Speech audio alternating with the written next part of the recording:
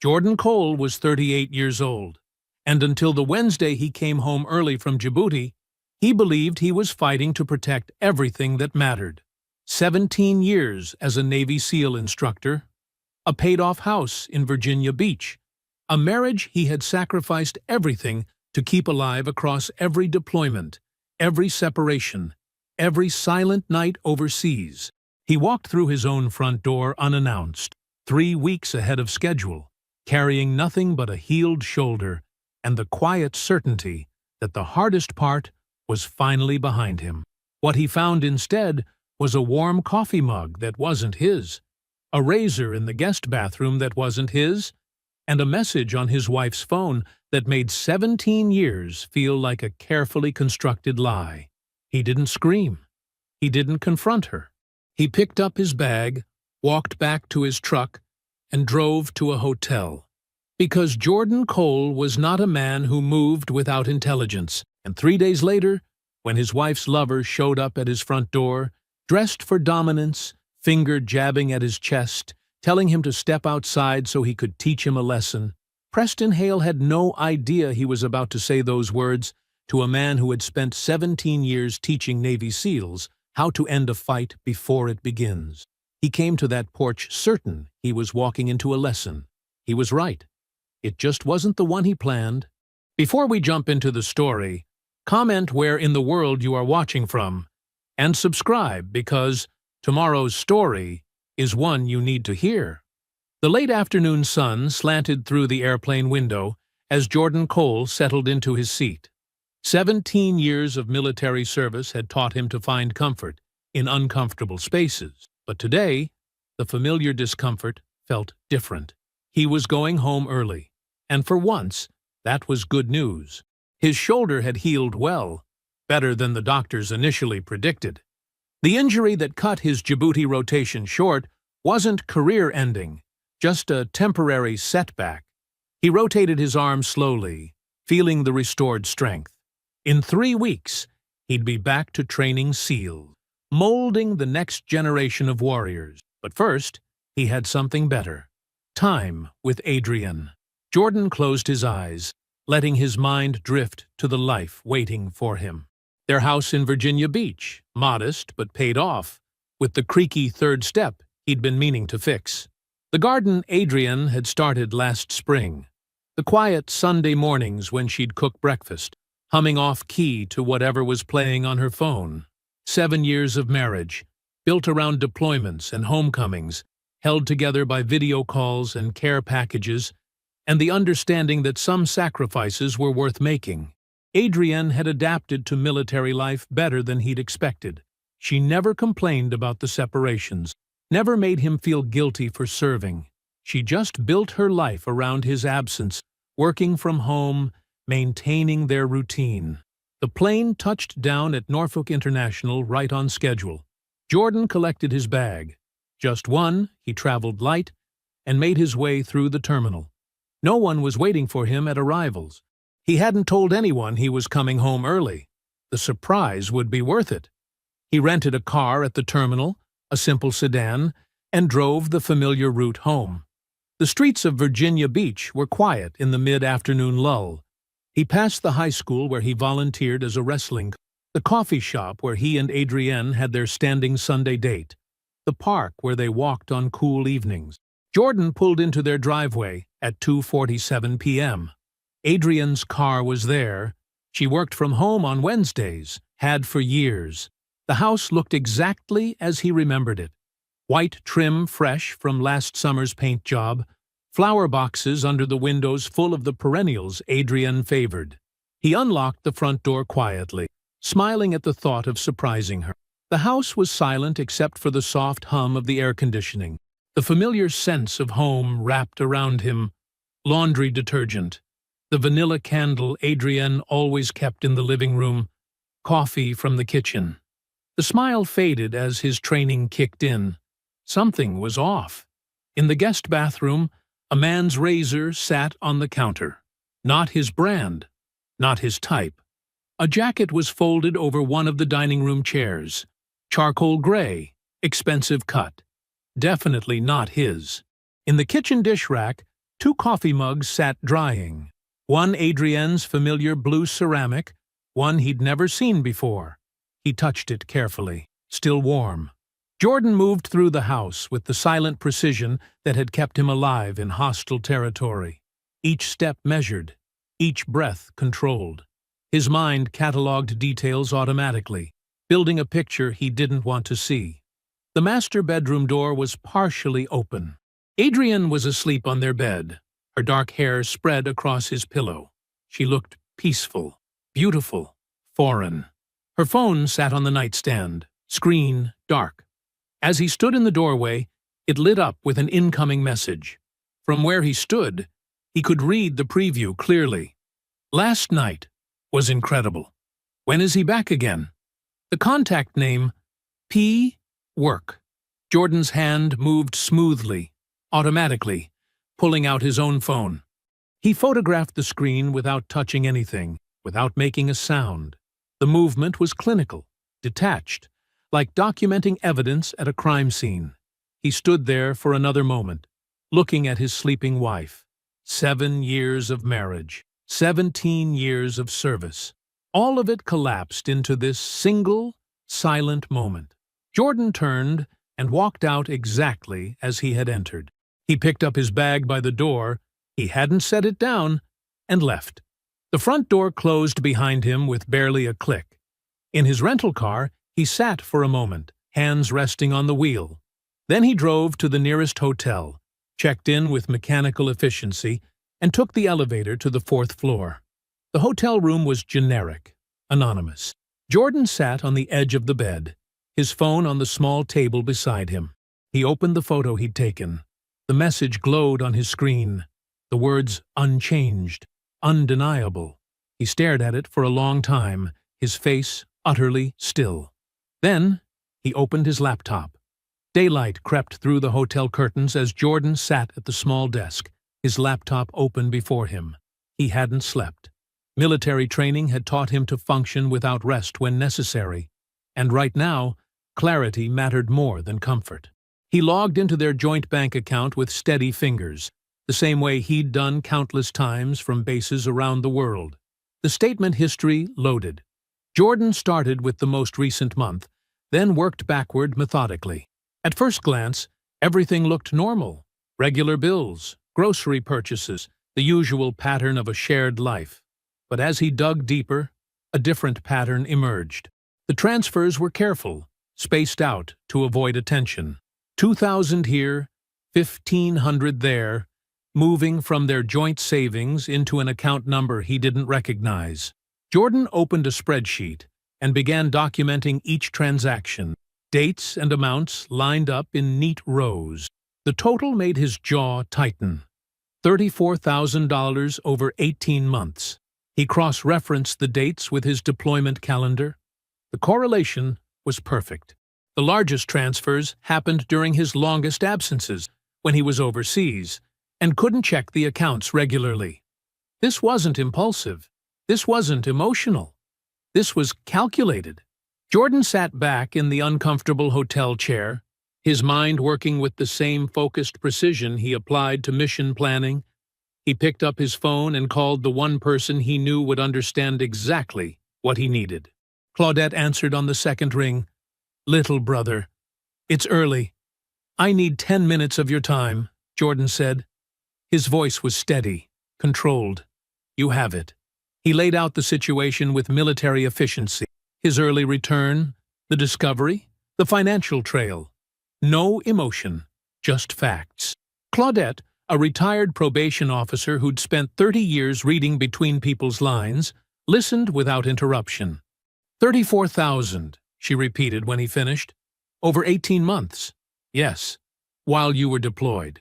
Yes. A pause. Then, tell me what you need. Stand by, Jordan said. I'm not done gathering intel. I'm here when you're ready.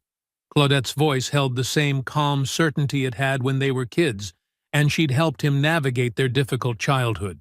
Be careful, Jordan. Always am. He waited until 9:30 a.m., when he knew Adrienne would be at her office. The house felt different in the morning light. Less like home, more like a crime scene. Jordan moved through it with purpose, starting with the master bedroom closet. The shoebox was on the top shelf, behind a row of winter boots. Inside, hotel receipts from places he'd never been: Charleston, Savannah, Virginia Beach resorts just miles from their home. Dates that matched his absence. He photographed each one with his phone, then replaced them exactly as he'd found them. The book of poetry was on her bedside shelf, a volume he'd given her 3 years ago that she'd never seemed to read. Inside were the cards, tucked between pages like pressed flowers. Birthday wishes, weekend memories, inside jokes he wasn't part of. All signed with a simple P, each one carefully documented through his phone's camera. Jordan sat at their desktop computer next and logged into their shared iCloud account.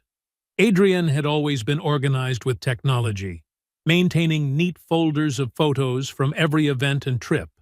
He found what he was looking for in a folder labeled Work Conference, Charleston.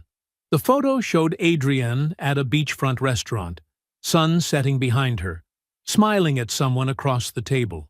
The man was partially visible in the reflection of the window behind her, tall, broad-shouldered, wearing an expensive watch that caught the light. The date stamp matched a week when Jordan had been in Bahrain. Adrienne had told him she was visiting her college roommate in Atlanta. He downloaded the photo, along with several others from the same trip.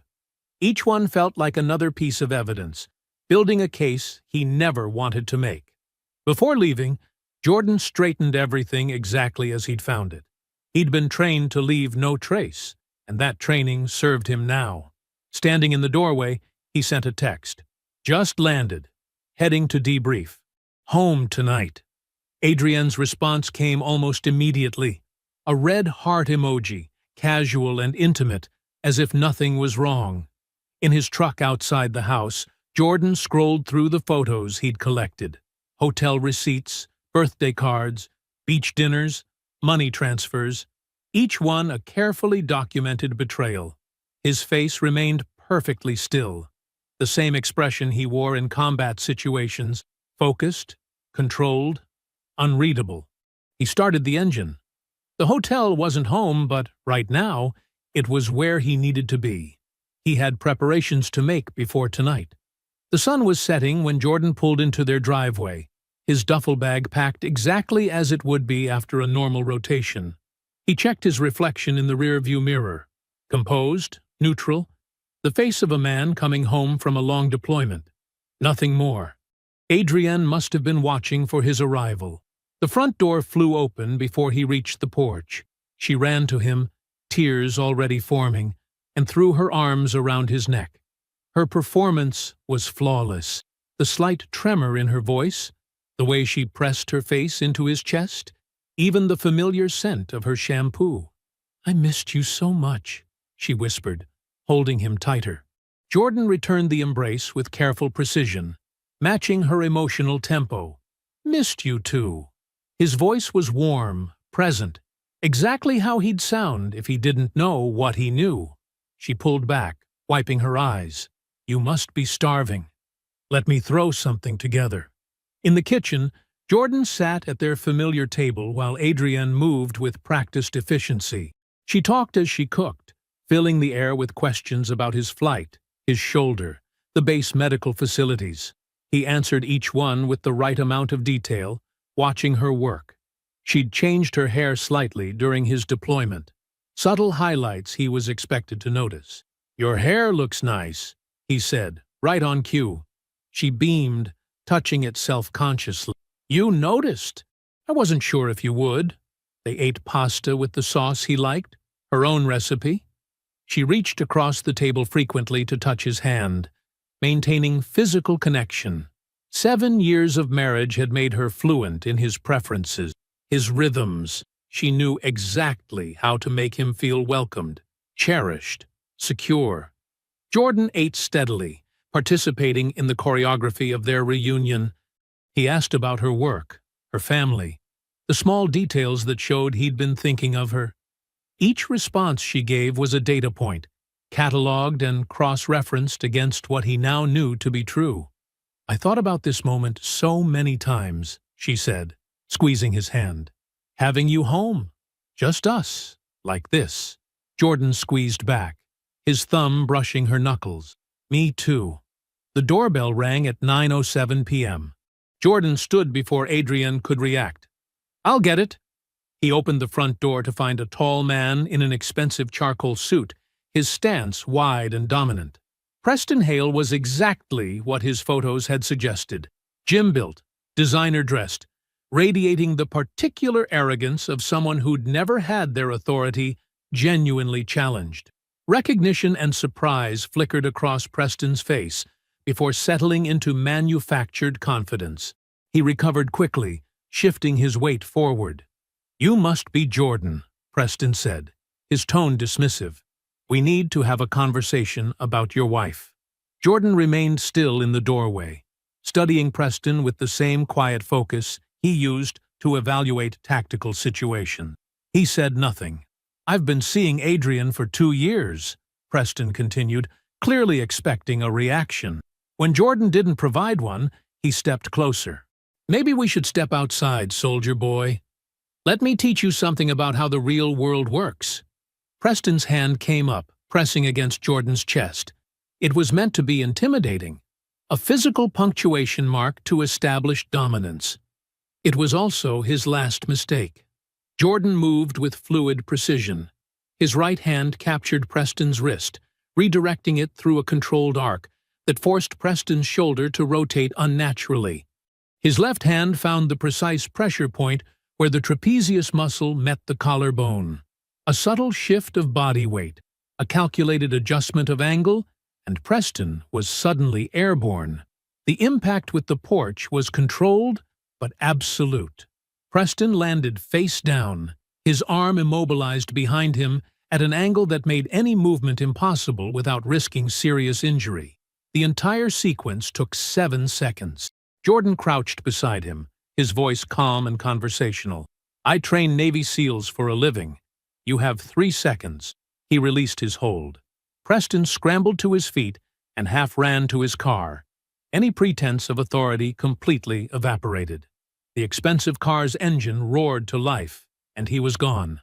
Jordan turned around slowly. Adrienne stood in the hallway, one hand pressed against her mouth, face drained of color.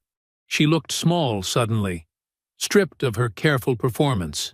He looked at her for a long moment. His expression wasn't angry. It was something far worse.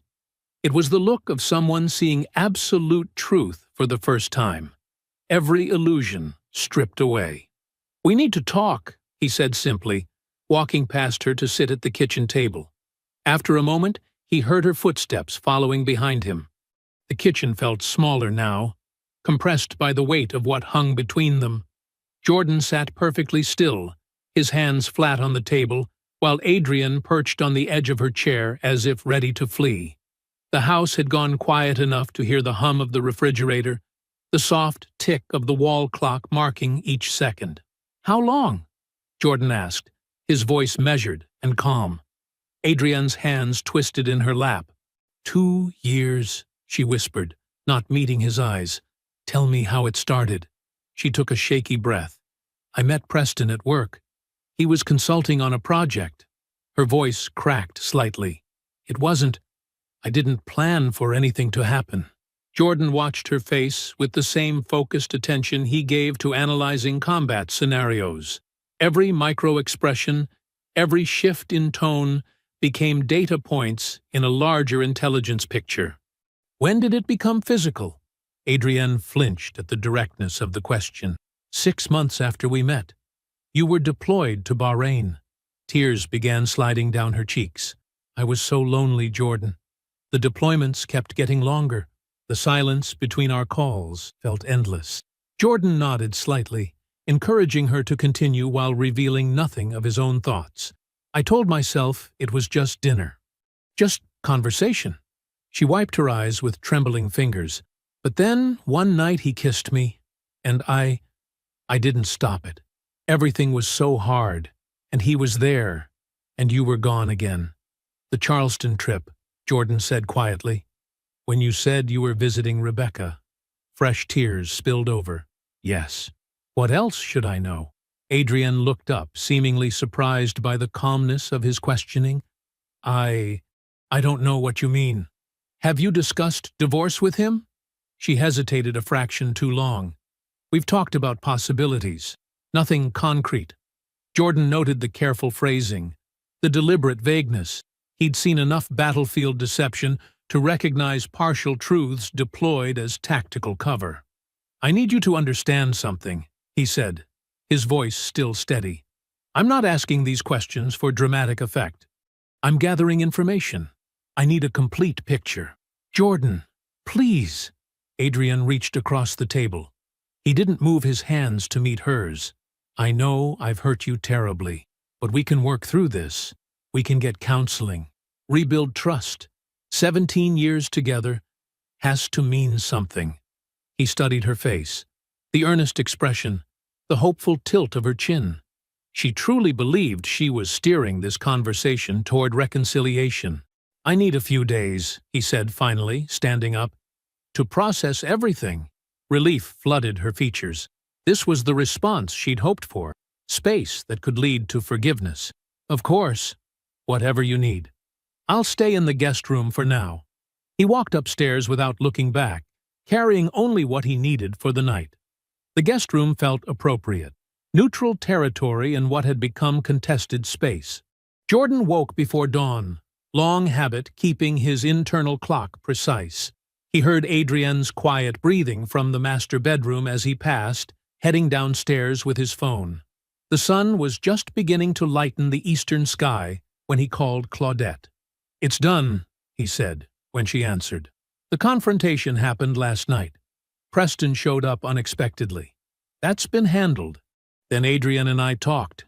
How much did you tell her? Enough to confirm what we knew. Not everything. Good. Claudette's voice was crisp, focused. You need Patricia Osei. She's the best family law attorney in Virginia Beach. I've known her 20 years. She doesn't play games, and she doesn't lose. Jordan wrote the name down. You trust her? Completely. And she understands military divorce complications. Call her office this morning. Tell them I referred you. They'll get you in quickly. He ended the call with Claudette and immediately dialed Patricia's office number. The receptionist answered on the second ring. I need an urgent consultation with Patricia Osei, he said. Claudette Cole referred me. It's regarding a military divorce with complicated asset issues. One moment, please. He heard keyboard clicks.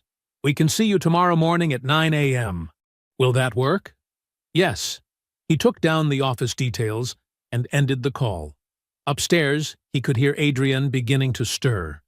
The morning routine would start soon. Coffee, shower, the careful dance of shared space. Jordan set his phone down on the guest room desk and sat in perfect stillness, listening to the house wake up around him. Everything was in motion now. There would be no going back. Patricia Osei's office reflected its owner. Organized, precise, without unnecessary decoration. Jordan sat across from her desk, the morning sun casting sharp angles through vertical blinds. He'd laid out the evidence methodically. Bank statements, photographs, text messages, everything arranged in chronological order.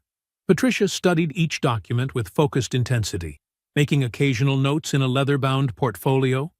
Her fingers moved quickly across the keyboard as she cross-referenced dates and amounts. The financial pattern is clear, she said, tapping the bank statements. Regular transfers during deployment periods, always just under amounts that would trigger automatic notifications. That shows premeditation and understanding of banking thresholds. Jordan nodded. The timing was deliberate. More than deliberate. Patricia turned her monitor so Jordan could see it. I had my contact at the county recorder's office run a search this morning. Look at these property queries. The screen showed a list of database searches, all tied to a commercial real estate firm's access credentials. Jordan recognized the company name from Preston's business card. Preston Hale has been systematically investigating your assets for the past 14 months, Patricia explained. Your primary residence, the rental property you inherited from your father in Norfolk, even detailed queries about military pension structures specific to your rank and years of service. Jordan's expression remained neutral, but his hands tensed slightly on the armrests. Adrian would have had to provide that information. Exactly.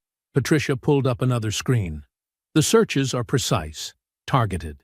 Someone with intimate knowledge of your finances was feeding him intelligence. This wasn't casual research.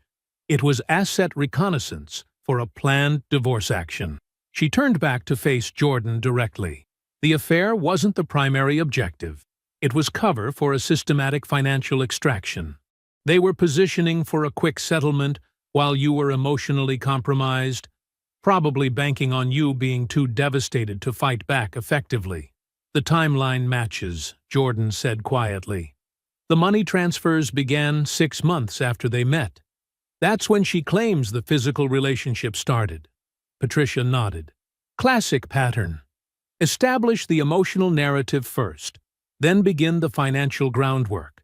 We need a forensic accountant to trace every dollar. Do you have someone you trust? Yes. Dwight Phillips, former naval intelligence analyst I served with. He's in private practice now, specializes in military divorce cases. Perfect. Call him immediately. We need to file for emergency asset protection before they realize we're moving. Jordan pulled out his phone and stepped into the hallway. Dwight answered on the second ring. Jordan. Been a while. Need your help, brother. Forensic accounting for a divorce action. Time sensitive. Military spouse? Yes. Systematic extraction during deployments. Commercial real estate angle involved? Send me what you have. I'll start today. Jordan returned to Patricia's office. She was already drafting the emergency filing. Dwight's on board, he said. He'll begin the trace immediately. Good. I'm preparing the protective order for the accounts we know about. We'll add others as Dwight uncovers them. She looked up from her keyboard. Jordan, I need you to understand something. This level of financial planning, involving outside business resources, accessing private records, it's beyond normal infidelity. This was a coordinated effort to strip you of assets while you were serving overseas. I understand. When you go home tonight, give nothing away. Let them think you're still processing the emotional aspect. The more time they spend believing you're paralyzed by the affair, the more evidence we can gather. Jordan drove home that evening, arriving just as Adrienne was preparing dinner. She looked up hopefully when he entered the kitchen. How was your day? She asked carefully. Routine. Talked to the JAG office about deployment paperwork. The lie came easily. He'd learned long ago that the best deception was built on plausible truth. Still processing everything else. She nodded, relief visible in her shoulders. Take all the time you need. I'm here when you want to talk more. Later, alone in the guest room, Jordan opened his laptop to find Dwight's initial email. The preliminary findings were clinical, precise. Account traces, transfer patterns, timeline correlations. The scope of the betrayal emerged in clean spreadsheet columns and transaction timestamps. Jordan stared at the numbers until they blurred together. He closed the laptop slowly and lay back on the bed, eyes fixed on the ceiling. The white paint above him held no answers, but it received his silent cataloging of every calculated deception, every carefully planned theft, every moment he'd been protecting a life that was being dismantled from within. The house settled around him in the dark, creaking softly with familiar sounds that now carried new meaning. He remained motionless, breathing steady, as the full architecture of what had been done to him became visible in his mind with perfect, terrible clarity. Jordan sat in his office at the Naval Special Warfare Center, reviewing the encrypted document Dwight had sent. The forensic report was methodical, precise, exactly what he'd expect from a former intelligence analyst. Each transaction was cataloged with timestamps, account numbers, and corresponding deployment dates. The $34,000 transfer pattern was there in stark detail, but it was the newer discoveries that made Jordan's hands go still on the keyboard. 4 months ago, while he was still in Djibouti, Adrian had paid a $2,500 retainer to Harrison & Associates, a law firm specializing in military divorces. The consultation predated his injury, predated his early return. She'd been planning her exit before he even knew there was a door. But it was the insurance section of Dwight's report that turned the room cold. 18 months ago, Adrian had increased his life insurance policy from $500,000 to $1.5 million. The paperwork showed Preston Hale's electronic signature as a witnessing board member of the subsidiary insurance company. They had calculated his worth in death benefits, mapped his military survival payments, quantified his value as a corpse versus a living man. Jordan closed the laptop slowly. He picked up his phone and texted Alonzo, "Coffee? Need to talk." 30 minutes later, they sat at a corner table in the Base Exchange Cafe. Alonzo looked exactly as he always did. Broad-shouldered in his coaching jacket, direct gaze, no pretense. He'd been family since before Jordan's brother passed, and that hadn't changed. "Talk to me," Alonzo said, pushing a coffee across the table. Jordan laid out the situation in precise, controlled sentences. The affair, the money, the pre-planned divorce. He watched his brother-in-law's face darken with each revelation. "I need to know something," Jordan said. "You've been around more than I have these past 2 years. Did you notice changes? Patterns?" Alonzo was quiet for a moment, turning his cup slowly. "Yeah, about a year ago, maybe more. She started declining family dinners when you were deployed. Stopped coming to the kids' games. When we'd invite her over, there was always a work thing, a headache, some reason. I thought maybe the deployments were just getting harder for her, but it wasn't that." "No." Alonzo's jaw tightened. "She was separating herself, creating distance from your family so the break would be cleaner." "Jordan, I should have said something. You couldn't have known." "Still." Alonzo leaned forward. "Whatever you need from me, testimony, character witness, anything, I'm there. The whole family will be. She doesn't get to rewrite who you are." Jordan nodded once, gratitude in the gesture. He finished his coffee and stood. One more stop to make. 20 minutes later, he sat across from Captain Richards, his commanding officer, laying out the situation with the same precise control. The captain listened without interruption, then pulled out the appropriate disclosure forms. "Smart to get ahead of this," Richards said, sliding the papers across his desk. "Document everything. Keep your career insulated from whatever happens next." Jordan filled out each form methodically, protecting his security clearance, his instructor status, his 17 years of service. He would not leave any angle exposed, any weapon available for use against him. The sun was setting when he pulled into his driveway. The house sat quiet in the gathering dark, windows glowing warm yellow, a perfect picture of domestic peace. The kind of home other deployed servicemen dreamed about coming back to, the kind of life he'd believed he was protecting. He could see Adrienne moving in the kitchen window, probably starting dinner. She still performed the role of devoted wife perfectly, even now, even after he knew. Her dedication to the lie was almost admirable in its completeness. Jordan's hands rested loose on the steering wheel. The forensic report sat in his briefcase. The disclosure paperwork was filed. Alonzo's testimony was secured. All the pieces were in position. He looked at the house, really looked at it, taking in every detail he'd missed before. The careful maintenance that would increase resale value, the upgraded fixtures she'd insisted on last spring, the new landscaping that improved curb appeal. Even the home improvements had been part of the plan. Jordan sat very still in the gathering darkness, the engine ticking as it cooled.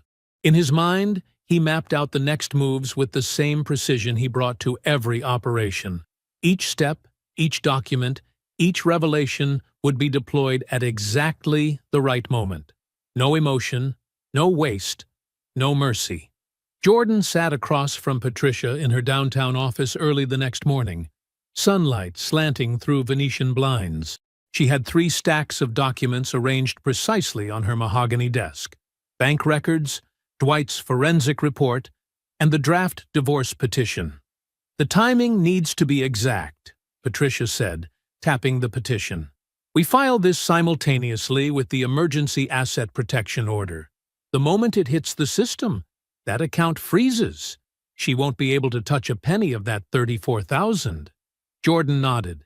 And the grounds? Dissipation of marital assets is our primary claim. The systematic transfer of funds during your deployments constitutes financial misconduct.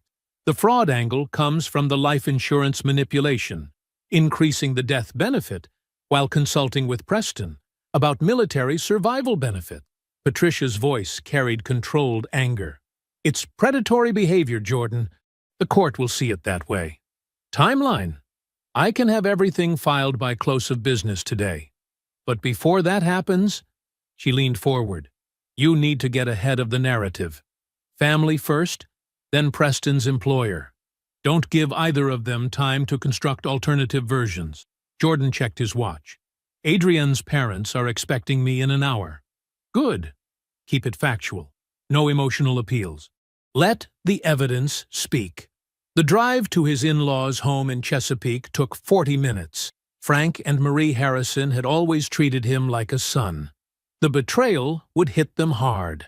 They were waiting in their living room, the same room where he'd asked for their blessing to marry Adrian 7 years ago. Marie offered coffee.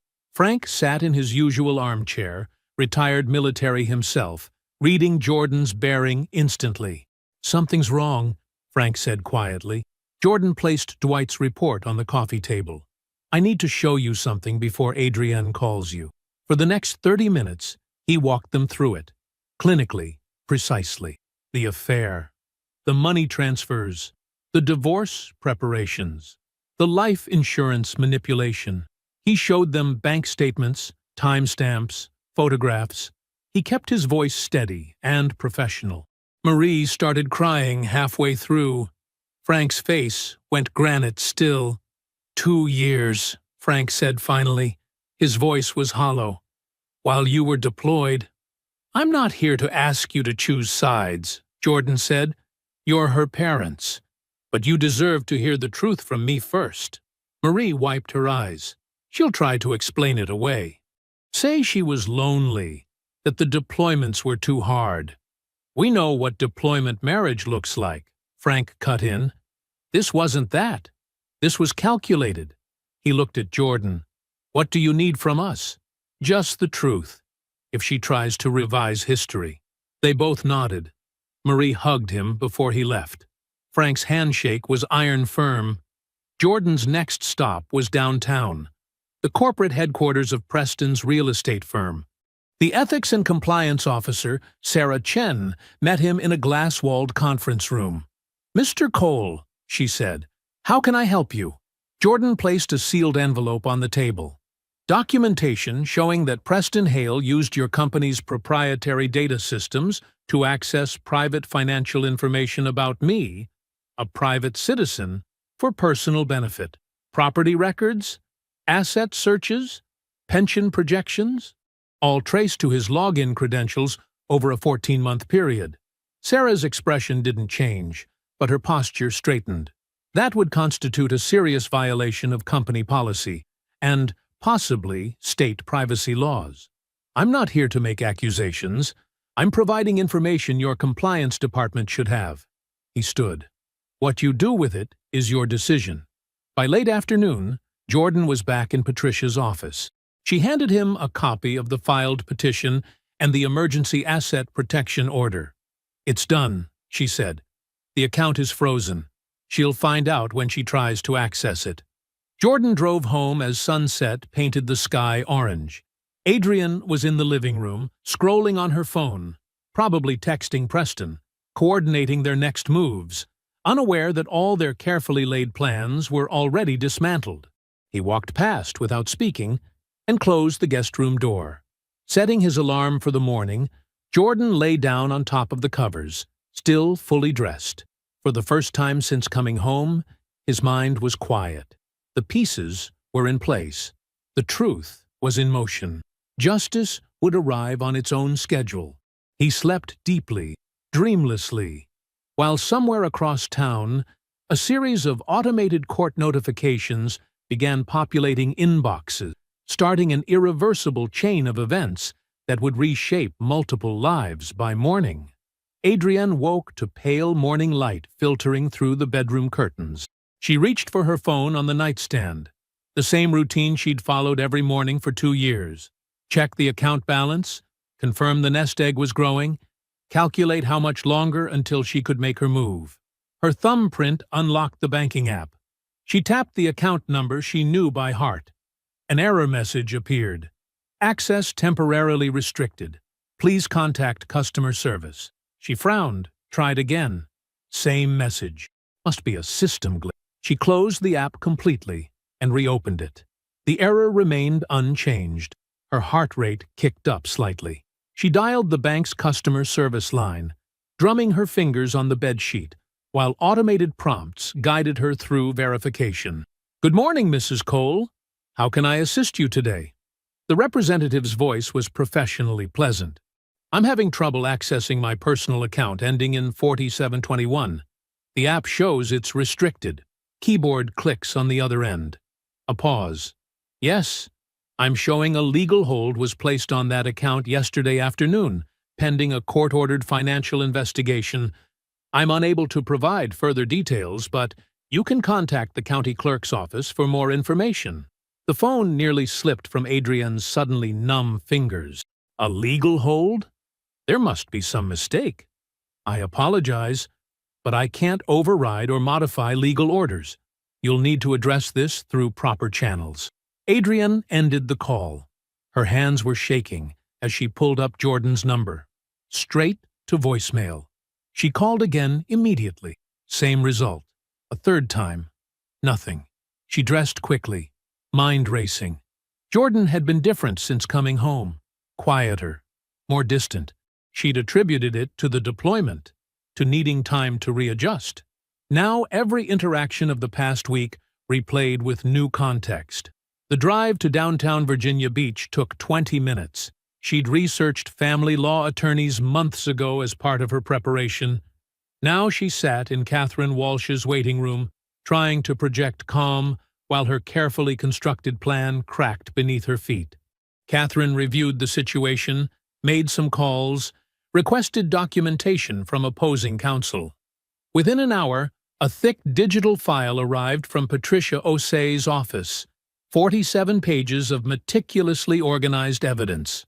Catherine's face grew increasingly grave as she scrolled through the documents. Bank records, text messages, property searches, insurance policy modifications. The timeline laid out with devastating clarity. "Mrs.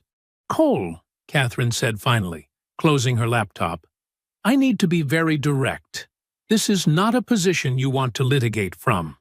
The documented evidence of financial misconduct alone." She shook her head. "My strong recommendation is to pursue an immediate settlement." Adrienne's phone buzzed. "Preston calling." She sent it to voicemail. "What exactly are we dealing with?" Her voice sounded distant to her own ears. "Systematic transfer of marital assets during your husband's deployments. Unauthorized access to his private financial information through Mr. Hale's company resources. Life insurance policy manipulation that suggests—" Catherine paused diplomatically. "Concerning intentions. The court will not view this favorably." Preston called again and again. She continued ignoring it. "What are my options? Realistically? Accept a settlement that lets you walk away with your personal assets and vehicle. The house is legally protected as his premarital property. The transferred funds will need to be returned. Fighting this will only increase your exposure and legal fees." Adrienne's phone lit up with text messages from Preston. "We need to move faster. Push the divorce through now. Call me back immediately." She turned the phone face down on Catherine's desk. Preston was panicking, pushing for acceleration without understanding they'd already lost control of the timeline. He didn't know about the forensic accounting. He didn't know Jordan had documented everything. He was operating from an outdated playbook, while Jordan was already 3 moves ahead. I need time to think, Adrian said. Catherine's expression was sympathetic but firm. Don't take too long. This situation will not improve with delay. Back in her car in the parking lot, Adrienne sat with both hands gripping the steering wheel. The morning sun felt too bright, too exposing. 2 years of careful planning. The secret account, the gradual transfers, the exit strategy with Preston. All of it unraveling faster than she could process. Jordan hadn't been processing their conversations this past week. He'd been gathering intelligence. He hadn't been adjusting to being home. He'd been building a case. Every interaction had served his purpose while she thought she was managing his reaction. She'd believed his quietness meant passivity. She'd mistaken his patience for weakness. She'd never actually known him at all. Her phone kept buzzing with Preston's increasingly frantic messages. She turned it off completely. The silence felt like an admission. Preston Hale sat in the waiting area outside Human Resources, straightening his tie for the 3rd time in 10 minutes. The leather chair, usually comfortable, felt like concrete beneath him. Through the glass walls he could see Sarah Martinez, the head of ethics and compliance, speaking with 2 other executives. Their expressions were grave. The door opened. "Mr. Hale, please come in." Preston stood, adjusting his suit jacket. Armani, like always. The fabric that usually gave him confidence now felt like armor that was already failing. Sarah sat behind her desk, flanked by Richard Chen from Legal and David Morris, the COO. The arrangement wasn't random. This was a tribunal. "Please have a seat, Preston." Sarah's voice was professional, devoid of their usual friendly rapport. "We've received documentation indicating you accessed proprietary data systems to obtain private financial information on a private citizen for personal use. Specifically, running unauthorized searches on properties and assets belonging to Jordan Cole." Preston's mouth went dry. "I can explain." "The evidence is quite thorough," Richard interrupted, opening a folder. "Multiple unauthorized searches over 14 months. Access to pension projections through our insurance subsidiary. Property records that had no connection to any active company business. We take data privacy very seriously," David added. "You know this. It's in every contract we sign." Preston leaned forward. "This is clearly a misunderstanding." "Your colleagues have been very cooperative," Sarah cut in. "Several have provided additional context about these searches, about conversations you had regarding this information." The blood drained from Preston's face. He thought about Marcus in analytics, who'd helped him run those deeper searches. Amanda in insurance, who'd pulled those pension numbers. All the people who'd smiled to his face while resenting his success, his confidence, his authority. They were talking. All of them. "Effective immediately, you're suspended pending full investigation," Sarah continued. "Building access revoked. Email disabled. Company phone and laptop need to be surrendered before you leave." "This is ridiculous," Preston stood up. "I've brought in millions for this firm. I sit on the subsidiary board." "Sat," David corrected quietly. Past tense.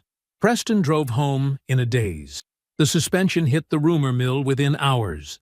His phone buzzed constantly. Colleagues pretending concern while fishing for details.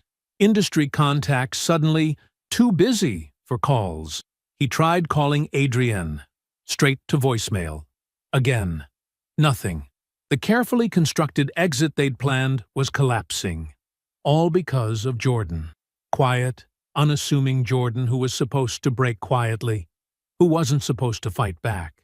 Desperate, Preston texted Jordan directly, "We need to talk." To his surprise, Jordan replied within minutes, "Tomorrow, 10 a.m., Coastal Coffee on Pacific." The coffee shop was half full when Preston arrived. Jordan sat at a corner table, a woman Preston didn't recognize beside him. She watched Preston approach with the steady gaze of someone cataloging detail. Preston sat down, tried to project authority. "This has gone far enough. You've made your point." "No," Jordan said quietly. "I haven't." Listen, we can work something out. This situation with my firm is the natural consequence of your choices. Preston's jaw tightened. Are you enjoying this? Destroying my career? I didn't destroy anything, Jordan replied. I simply documented what you did. The rest happened on its own. Preston leaned forward, voice dropping. Do you have any idea who you're dealing with? The woman, Jordan's sister, Preston realized, smiled without warmth. That's exactly the problem, Jordan said. You came to my house to put your hands on me because you thought I was someone who could be pushed around. You were wrong about that. You were wrong about a lot of things. Jordan stood, placed exact change on the table for his untouched coffee.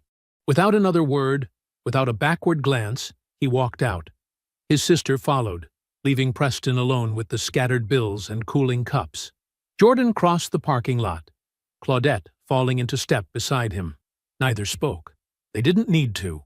He unlocked his truck, and they drove away, leaving Preston visible through the coffee shop window, a man watching the last pieces of his carefully constructed authority crumble into nothing. The mediation room felt sterile under fluorescent lights. Jordan sat straight-backed in his chair, Patricia beside him with organized folders laid precisely on the conference table. Across from them, Adrienne seemed smaller somehow, her designer blazer hanging loose at the shoulders. Her attorney kept shuffling papers, avoiding eye contact.